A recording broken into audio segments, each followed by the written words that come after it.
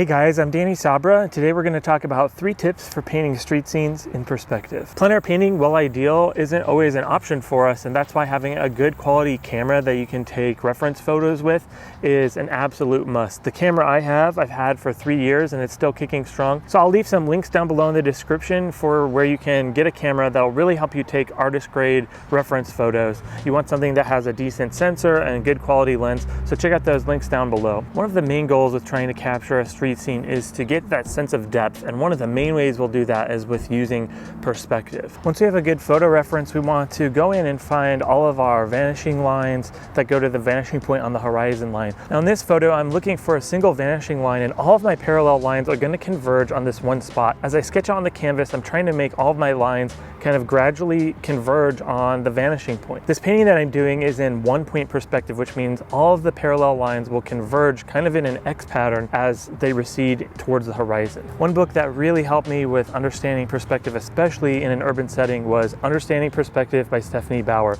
It's a really great book, and if you haven't studied perspective, this is something that you absolutely need to do in order to get those street scenes to really have depth and to look realistic.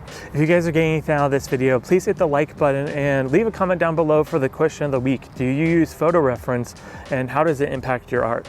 All right, stay tuned for the last step. Once we've gotten everything sketched in, it's time to apply paint, and the final tip is to really pursue a sense of light, because that sense of light is really going to give us depth. We've used perspective lines to create depth, and now we're going to use shadow and light, darks and light colors to create a sense of depth. After you've gotten that, the rest of the painting is just tweaking with details. We can really suggest the details to get the idea of cars and figures, and all of these things are going to bring life to your painting. The level of detail is up to you, but once you've captured these 3 things, you're well on your way to a great painting.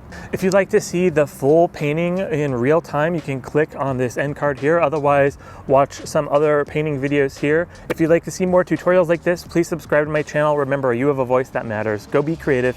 I'll see you guys next time.